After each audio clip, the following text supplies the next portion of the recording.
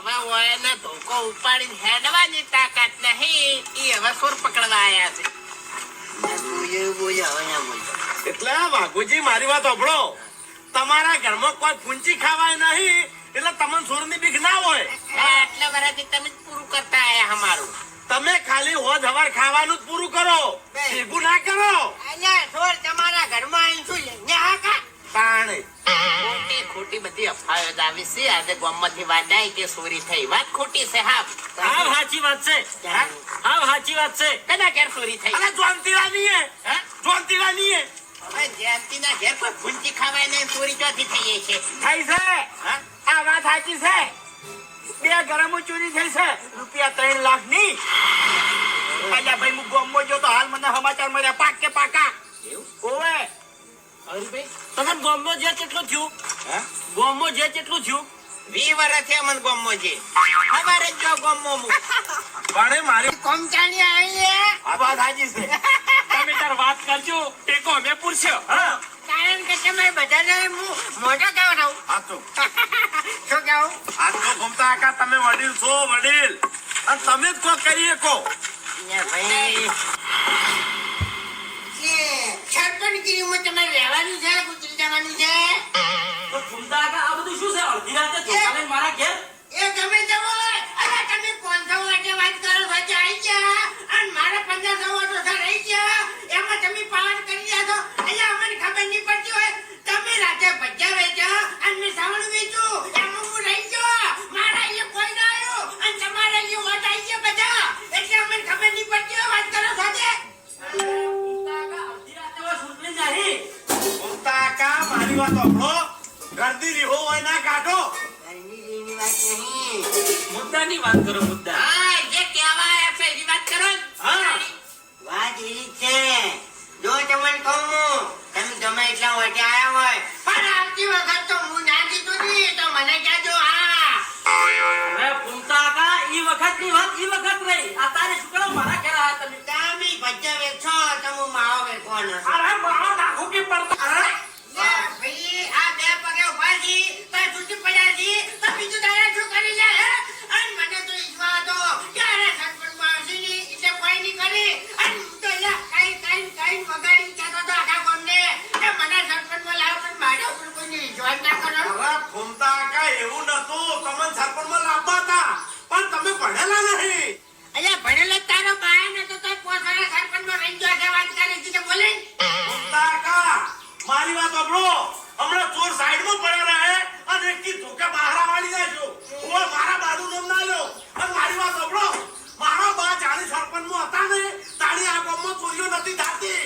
ઓય પકડવાની તાકાત નહીં. અરે સોરને શું પકડી? આજે બધી એમ જ છે. ઈ બધી અમત છે. ઘેર જઈને તમને વાયકન ની આપણે વાયકન છે મારા છે.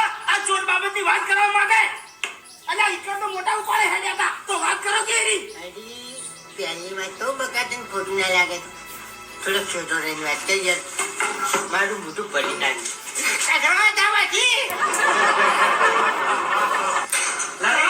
લડૈયા હવે આ બધા હમણાં બાપુજી હમણાં વગાડી વાત કરશો ને હો. તમે સરપંચમાં લાવવા વાળા અમી સર. તમે સરપંચમાં મદદ આયા છો તેમ મેં મારી ફરજ બજાવી છે. એક આવશે 1 વાગે અને એક આવશે 4 વાગે.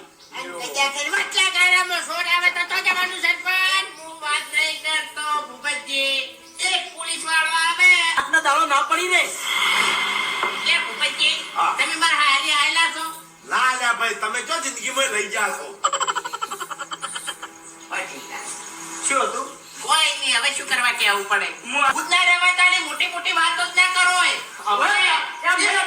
મોટી વાતો કરતા જ ગમે તે થાય નહીં તો અડધી રાતે તમારા માટે સરપંચ બેઠો છે. બે આવી રહ્યો હવે ઊંચી બે બેવા માટે તો સરપંચ. હવે વાપરો મારી વાત કે તમારામાં તાકાત છે ચોર પકડવાની.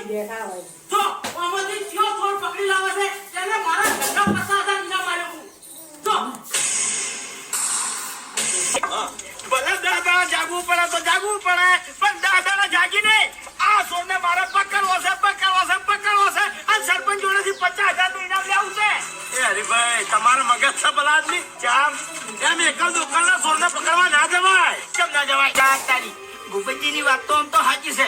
કજ્જાક જે નાના જોડે કોઈ કજિયા રહેશે તો મારે એકલ દુકાન લઈ જાઉં. 2-4 માણસો હંગાત લઈને જવા દે, ભલે 50,000 માંથી ભાગ પડતા.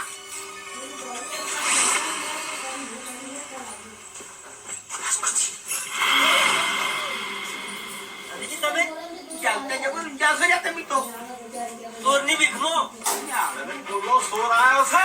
અરે જો બાસ્કુજી અને વાઘુજી પાછળના રસ્તે રહીને આવ્યું છે.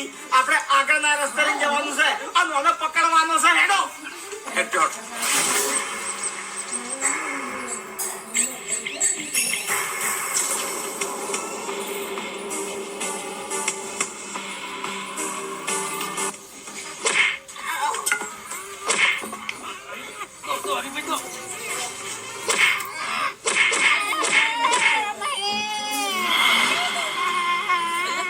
અવાજ તો ચોકડીઓ નહીં લાગતો.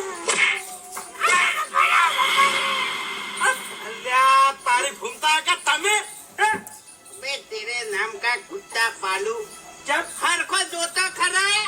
અરે વાઘુજી મેં જે વખત વાઈન જોયા ને એ વખત તમે વાઈન જોયા હોત ને તો તમે ચોર જ સમજો. અલ્યા ભૂમતા કા આ તમે ધાબળો ઉઠીને વચમ ફરો છો. ચોર પકડવા આવ્યો તો. તો 50,000 રૂપિયા કમાવા આયા હતા એમ ને. અલ્યા તમે મારી વાત નથી સાંભળી. આ હરીભાઈ કહેતા હતા તોય મેં શું કીધું તું કે હરીભાઈ એકલ દોકલ ચોર પકડવા ના જવાય. તો તમે સમજ્યા નતા. એવું નતું. આ રે ઓકા મુઠાને એક સવાલ પૂછ્યું હું આવ્યો તો ભાઈ. સરપંચ તો છૂટી પડ્યા. હા વધે રાજ કરી દીધા. સરપંચ તો છૂટી પડ્યા પણ સરપંચ એમ કીધું છે કે જે ચોર પકડી આવશે ને એને 50,000 રૂપિયા ઇનામ આલ્યું. પણ ચોર પકડવો છે નહીં. હવે ફૂમતે ચોર પકડવો કોઈ મોટી વાત નહીં. તમને કહું પેલી કહેવત નહીં કે લોઢું લોઢા કાપે એમ ચોરને પકડવો હોય ને તો ચોર બનવું પડે. શું ના પકડાય ચોર? લે આપણી મોટા મેં તો કહેવા પૂરતું જ કીધું તું. મને જો ખબર હતી તું 50,000 ની લાલચમાં આવા નાટક કરીને આયે. હવે મારી વાત સાંભળો. તમે તમારી વાતો તમારુંથી રાખો ને હવે બંધ થઈ દો. એમ નહીં ભૂપતજી, મારે 50,000 ઇનામ લેવું હોય તો હું ના આવી કહું. કારણ કે મારું છટકે એટલે તો પછી હું ચોરાનો ના થઉં. તમને કહું હમણાં હેજી હતા નતા થઈ ગયો. બાપુજી એવું આપણે નહીં થવા દેવું. હવે આપણે બધા હાડો સરપંચ નાઈએ. લે, ના જવાય. આખો દાડો 3 વાગ્યા. બાપુજી આજ આપણે સરપંચ નાઈએ નહીં તો નહીં તો આ 50,000 ની લાલચમાં આપણે એક હાથો ખોઈ ગયા છે. હા આ તો ઠીક છે. ફૂમતો આખો રહી ગયા એટલે હરીભાઈ હોય લાકડી છોડી હોત તો હરીભાઈ તો જેલમાં અને ફૂમતો આખો તો મોહણામાં જેમ 50,000 ની લાલચમાં જ ખાલી. એટલે આપણે સરપંચ જોડે જઈને વાત કરવી પડશે. એ તો આયે સર